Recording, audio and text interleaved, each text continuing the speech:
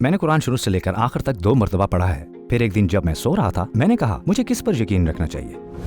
کیا شراب اس دنیا میں حرام نہیں ہے؟ پھر جنت میں شراب کی نہریں کیوں ہیں؟ بھائی ایک 5 سال کی بچی کا ریپ اور قتل ہو رہا ہے، ٹھیک ہے؟ آپ نے بچی کو بدلہ دے کر اسے جنت میں بھیج دیا، لیکن ان کا کیا ہوگا جو یہاں اس کے پیچھے رہ گئے؟ مجھے بتاؤ اس میں بچی کی کیا غلطی تھی؟ یہ ریپ ہے بھائی، ریپ ہے۔ یہ سب بےہودگیاں، لوگوں کو اذیت میں دیکھنا، چھوٹی بچی کے ساتھ اتنی سی عمر میں ریپ ہونا اور اس کا مرنا، یہ سب کرتے دیکھنا مجھے مذہب کے ساتھ ساتھ اپنی انسانیت سے بھی بیزار کرتا ہے۔ آپ کو 3-4 بیویاں رکھنے کی اجازت، مطلب کہ آپ چاہے کچھ بھی کہہ لیں، میں اسے قبول نہیں کر سکتا۔ 1 2 3 اور 4۔ ان سوالات کا جواب دینے کے بعد کیا آپ کے خیال میں کوئی تبدیلی آئی؟ ہیلو، سلام بھائی، آپ کیا کر رہے ہیں؟ جناب میں کام کر رہا ہوں۔ میں اور میرا دوست یہاں چہل قدمی کر رہے تھے۔ اور آپ دونوں ساتھ ہی ہیں غالباً۔ آپ کا مذہب کیا ہے؟ میرا مذہب میں اس کائنات کے خالق پر یقین رکھتا ہوں، لیکن اس سے زیادہ کسی چیز پر نہیں۔ آپ نے پہلے ایسا سوچنا کب شروع کیا؟ کیا آپ پہلے مسلمان تھے؟ میں نے 17 سال کی عمر تک قرآن کو شروع سے آخر تک 2 مرتبہ پڑھ لیا تھا۔ 17 سال کی عمر تک میں نے کبھی جمعے کی نماز نہیں چھوڑی تھی۔ ایک دن میں نے خبروں میں کچھ دیکھا، ایک 5 منزلہ اپارٹمنٹ کی نچلی منزل پر ایک فیملی 3 بچوں کے ساتھ رہتی تھی۔ وہ عمارت گر گئی، نچلی منزل پر 2 بچے مر گئے۔ اس کے بعد میں نے سوچا کہ اگر ہم مسلمان معاشرے میں رہتے ہیں، اگر ہمارا خدا رحم کرنے والا ہے، تو پھر اس نے ان بچوں کو کیسے مار دیا؟ خدا نے انہیں مرنے اور ملبے تلے دفن کیوں ہونے دیا؟ تو آپ یہ پوچھ رہے ہیں کیا خدا رحیم ہے؟ سب سے پہلے تو ہم موت کے بارے میں کیا سوچتے ہیں؟ جب کوئی مرتا ہے تو ہمیں اس کے ساتھ ناانصافی محسوس ہوتی ہے، حالانکہ اگر ہم موت کو ہمیشہ کی زندگی میں داخلے کا ایک دروازہ سمجھیں، جیسا کہ اسلام بھی یہی کہتا ہے، تو موت اس دروازے سے گزرنے کے لیے صرف ایک ٹکٹ کی حیثیت رکھتی ہے۔ جب کوئی بچہ مرتا ہے، چاہے کسی بھی طرح سے مرے، کیا ہوتا ہے؟ بچہ جنت میں چلا جاتا ہے۔ اللہ بچے کے ساتھ کیا کرتا ہے؟ اسے جنت کی نعمتیں دیتا ہے۔ کیا بچے کو اس صورتحال کا علم ہوتا ہے؟ بچہ یہ سب جانتا تک نہیں ہے۔ لہٰذا موت کا بدلہ اگر جنت کی صورت میں ملے تو کیا ہم یہ کہہ سکتے ہیں کہ بچہ کیوں مرا؟ وہ اتنے خوفناک انداز میں کیوں مرا؟ جنت میں جانا بچے کے لیے پہلے ہی ایک تحفہ ہے، پھر اذیت سے مرنے والوں کے بارے میں کیا کہیں گے؟ بھائی اپنے خوفناک ترین خواب کے بارے میں سوچیں، ٹھیک ہے؟ بھیانک ترین خواب کے بارے میں سوچیں۔ فرض کریں کہ آپ کو محسوس ہوتا ہے وہ خواب 80 سال تک چلا، آپ کا سب سے اذیت ناک خواب۔ آپ خواب سے بیدار ہوتے ہیں تو کیا صرف ایک گلاس پانی سے اسے بھول نہیں جاتے؟ آپ آسانی سے بھول جاتے ہیں۔ بالکل اسی طرح فرض کریں کہ اس دنیا میں ہم نے ایک اذیت ناک دردناک زندگی گزاری ہے۔ ممکن ہے ہماری موت بھی بظاہر مشکل نظر آئے، لیکن ہم کہتے ہیں ایک ڈرانا خواب جو کہ 80 سال تک جاری رہا صرف ایک گلاس پانی سے بھول جاتا ہے۔ اسی طرح ہمیشہ کے لیے جنت میں جانے کے بعد موت کا مختصر سا وقت کیوں نہیں بھلایا جا سکتا؟ اس کی تلافی کیسے نہیں ہو سکتی؟ ہمیشہ کی نعمت اس کا بدلہ کیسے نہیں دے سکتی؟ آپ جانتے ہیں ہم کیا کر رہے ہیں؟ ہم چیزوں کو اس طرح دیکھ رہے ہیں جیسے وہ بظاہر نظر آتی ہیں، سطحی انداز سے، لیکن جب آپ اس کے بارے میں سوچتے ہیں تو ہر چیز کے پیچھے آپ کو ایک بڑا پس منظر نظر آتا ہے۔ اس سے کہیں زیادہ نعمتیں ہو سکتی ہیں جو ہم دیکھتے ہیں۔ ہمیں نہیں بھولنا چاہیے کہ دنیا حکمت کی پیداوار ہے۔ بھائی ایک 5 سالہ بچی کا ریپ اور قتل کیا جا رہا ہے، ٹھیک ہے؟ آپ نے بچی کو جنت کا تحفہ دے دیا، لیکن پھر اس کے پیچھے رہ جانے والوں کے لیے اصل سزا شروع ہو جاتی ہے۔ کسے سزا مل رہی ہوتی ہے؟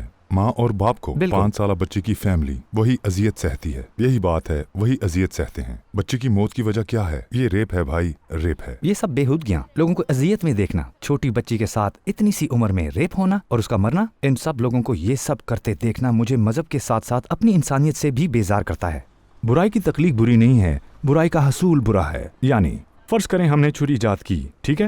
ہم چھری کیوں ایجاد کرتے ہیں؟ تمام لوگوں کے فائدے کے لیے، ٹھیک ہے؟ اب فرض کریں کسی نے یہ چھری دوسرے کو مارنے اور اسے قتل کرنے کے لیے استعمال کی، تو کیا آپ کہہ سکتے ہیں آپ کی اس چھری کی ایجاد ہی بری ہے؟ نہیں بھائی، آپ کی جانب سے اس کے استعمال کا طریقہ برائی ہے، سمجھ گئے؟ اور میں یہ کہہ رہا ہوں کہ اللہ کے لیے کوئی چیز تخلیق کرنا برائی نہیں ہے۔ مثلا اس نے انسان کو تخلیق کیا اور اس کی آزاد مرضی تخلیق کی، اور مخالف جنس کے ساتھ مطابقت تخلیق کی۔ اس نے جنسی شہوت تخلیق کی، اس نے جنسی ملاپ تخلیق کیا۔ خدا کا انسان کی تخلیق، اس کی مرضی، اسے اختیار کی فراہمی اور اسے خواہش کا دینا برائی نہیں ہے۔ آپ کے استعمال کا طریقہ، اسے غیر اخلاقی رخ دینا برائی ہے، صرف اس لیے کہ کسی کا طریقہ استعمال برا تھا، ہے نا؟ کیونکہ کوئی شخص آیا اور اس نے دوسرے کو چھری سے مارا، تو ہم یہ نہیں کہہ سکتے کہ خالق برائی تخلیق کر رہا ہے۔ ہم یہاں خالق کو برائی کا تخلیق کار نہیں کہہ سکتے۔ اگر ہم فیملی پر پڑنے والے بوجھ پر بات کریں، جیسا کہ ہم نے کہا کہ ہر شخص امتحان سے گزر رہا ہے، کچھ لوگ صبر کے امتحان میں ہیں اور کچھ لوگ شکر کے، کچھ لوگ فیملی کے معاملات کے حوالے سے مختلف آزمائشوں میں ہیں۔ اس دنیا کے وجود کا مقصد ان احساسات اور آزمائشوں کے ساتھ لوگوں کا امتحان لینا ہے۔ لیکن جیسا کہ ہم نے کہا، اگر آپ کسی ایسے خواب سے جاگیں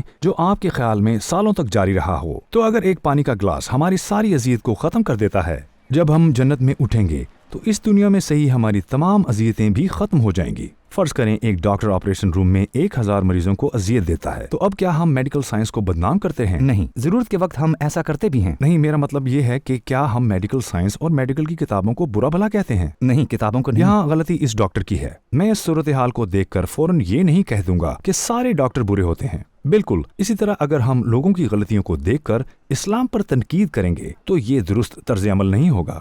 ہاں، لوگ غلط ہیں، مجھے بھی غصہ آتا ہے، لیکن کیا آپ کو معلوم ہے میں اس صورتحال کو درست کرنے کے اقدامات کر رہا ہوں۔ اہم بات یہ ہے کہ آپ اور میں، ہم ان برائیوں کو روکنے کے لیے کیا اقدامات کر رہے ہیں۔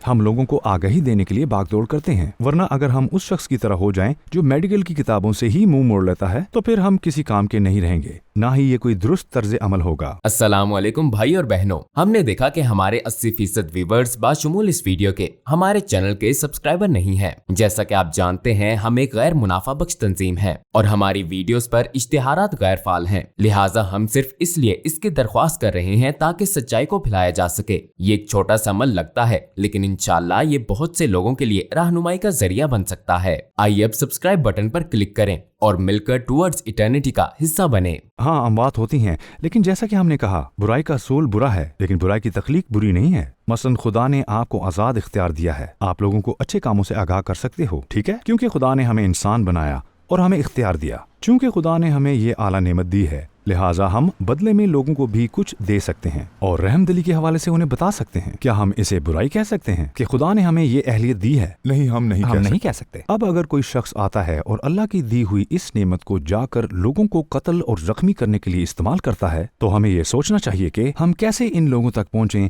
اور کس طرح انہیں درست معلومات پہنچائیں، ورنہ جیسا کہ ہم نے کہا، اگر ہم اسے براہ راست اسلام سے منسلک کریں گے تو ہم قرآن کے عطا کردہ علم سے اختلاف کریں گے۔ کیا قرآن اس کے برعکس بات نہیں کرتا؟ قرآن اس کے برعکس کہتا ہے۔ اگر کوئی شخص یہ سب کرتا ہے تو مطلب ہے کہ اس نے قرآن پر عمل نہیں کیا ہے۔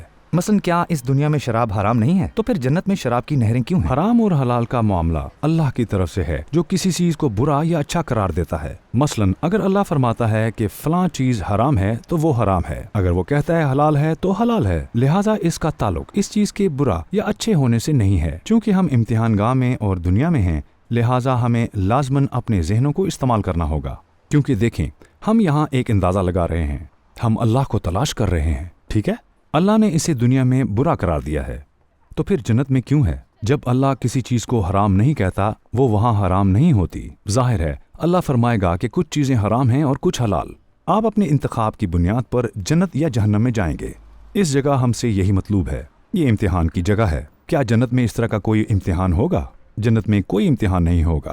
اگر اللہ نے پہلے سے کسی چیز کے اچھے یا برے ہونے کا تعین کیا ہے تو یہ بات تعجب خیز نہیں ہے کہ اللہ نے وہاں شراب کو حلال کیا ہے، ٹھیک ہے نا؟ آپ مزید آزمائش میں نہیں رہیں گے۔ آپ 3-4 بیویاں رکھ سکتے ہیں، ٹھیک ہے بھائی، چاہے آپ مجھے کچھ بھی کہیں، چاہے آپ خدا کے کسی بھی اصول یا کسی بھی بات کی مجھے وضاحت کریں گے، میں اسے نہیں مان سکتا۔ ایک تعلق ختم ہو جانے کے بعد آپ کسی اور سے محبت کر سکتے ہیں، لیکن 1، 2، 3 اور 4؟ کیا قرآن کثرت ازواج چاہتا ہے؟ نہیں، آیت کا مفہوم ہے آپ 4 تک شادیاں کر سکتے ہیں، لہٰذا یہ کوئی لازم حکم نہیں ہے، اس میں صرف 4 کی حد مقرر ہے۔ اور اللہ یہ بھی فرماتا ہے اگر تمہیں انشا ہو کہ ان کے درمیان عدل نہ کر سکو گے تو پھر ایک پر بس کرو۔ کیا آپ جانتے ہیں ایک اور آیت میں کیا فرمایا گیا ہے؟ اور تمہارے لیے ممکن ہی نہیں کہ تم عورتوں کے درمیان پورا انصاف کر سکو، چاہے تم اس کے لیے کتنے ہی حریص ہو۔ تو قرآن دراصل کیا کہہ رہا ہے؟ قرآن آپ کو ایک شادی کرنے کا کہتا ہے۔ پھر اگلی آیت ہے، دوسری آیت کیا بتاتی ہے؟ آپ 4 تک شادیاں کر سکتے ہیں۔ اور اس میں نکتے کی بات کیا ہے؟ بھائی قرآن ایک عالمگیر کتاب ہے۔ اگر حالات کے پیش نظر اس طرح کی صورتحال پیدا ہو جائے تو آدمی کو یہ موقع دیا گیا ہے۔ کس طرح؟ عالمی جنگیں شروع ہو رہی ہیں، ہے نا؟ عالمی جنگوں میں کون مرتا ہے، مرد یا عورتیں؟ عام طور پر مرد مر رہے ہیں۔ مرد مر رہے ہیں۔ جب مرد مرتے ہیں تو کیا ہوتا ہے؟ عورتوں کی آبادی میں بے تحاشا اضافہ ہو رہا ہے۔ کیا آپ کو معلوم ہے اس صورتحال میں کیا ہوتا ہے؟ قرآن کی اس اجازت سے خاندان کا تصور جاری رہ سکتا ہے۔ قرآن نے کیا کہا ہے؟ آپ 4 تک شادیاں کر سکتے ہیں۔ قرآن پہلے ہی ایک شادی کی حمایت کرتا ہے، لیکن اگر صورتحال کے مطابق ضرورت ہو، جیسے کہ جنگ میں ہوتا ہے، تو زیادہ سے زیادہ 4 عورتوں کی حد مقرر ہے۔ یہ منع نہیں ہے تاکہ لوگ خاندان کی شروعات اور اپنی زندگیوں کا تسلسل برقرار رکھنے جیسے تصورات جاری رکھ سکیں۔ دوسرے الفاظ میں ہمیں یہ نہیں بھولنا چاہیے کہ قرآن عالمگیر حیثیت رکھتا ہے۔ دین اسلام اور قرآن ہر دور، ہر کیفیت، ہر واقعے کے لیے موزنیت اور اطلاق کا حامل ہے۔ ہم نے بات کی साथ मिलकर जवाब तलाश करने की कोशिश की। हमने कुरान की आयत के बारे में भी बात की। इन सवालात के जवाब पाने के बाद क्या आपकी सोच में कोई तब्दीली आई है? सिर्फ एक चीज, आपने रहम दिली कहा और मैंने रहम कहा, ये तकरीबन एक ही बात है। मेरा मुद्दा ये है कि भाई सबसे अहम चीज इंसानियत है। हमें अपनी इंसानियत को नहीं खोना चाहिए। हमें वाकई इंसानियत दरकार है, खुसूसन इस दौर में। ईमानदारी की बात यह है कि मुसलमान होना बड़ी अजीम बात है। ये वाकई बड़ी मुफीद गुफ्तगू थी। फिर अगर हमारे ख्यालात भी गुफ्तगू के ज्यादातर हिस्से में एक जैसे हैं, आपका दोस्त भी पहले से मुसलमान है, क्या ये नहीं हो सकता कि आप दोबारा इस्लाम में आ जाएं और कुरान पर तहकीक और उससे सवालात उठाना जारी रखें, और जब भी जरूरत हो मेरी टीम और मैं इस तहकीक के दौरान आपकी मदद कर सकते हैं। मुझे ये कहने दें कि बहरहाल ये एक अच्छी गुफ्तगू रही। शुक्रिया, मैं इसे सराहता हूँ। अगर मैंने कोई गलत बात कह दी तो मुझे माफ कीजिएगा। मैं आपकी कही गई बातों पर कुछ तहकीक करूंगा, मैं वादा करता हूँ। मैं इस पे मजीद तफसील से तहकीक करूंगा। लेकिन मैं एक और बात कहना चाहता हूँ, हम अपनी इंसानियत को हरगिज़ न खोएं। अब किसी बच्चे, किसी लड़की, किसी खातून को नहीं मरना चाहिए। ये दुनिया हमारी है ना भाई? हम एक दूसरे से बिल्कुल मुत्तफिक हैं। आप दोनों से मिलकर बहुत खुशी हुई। आपसे मिलकर भी अच्छा लगा। ये इंतहाई उम्दा गुफ्तगू रही।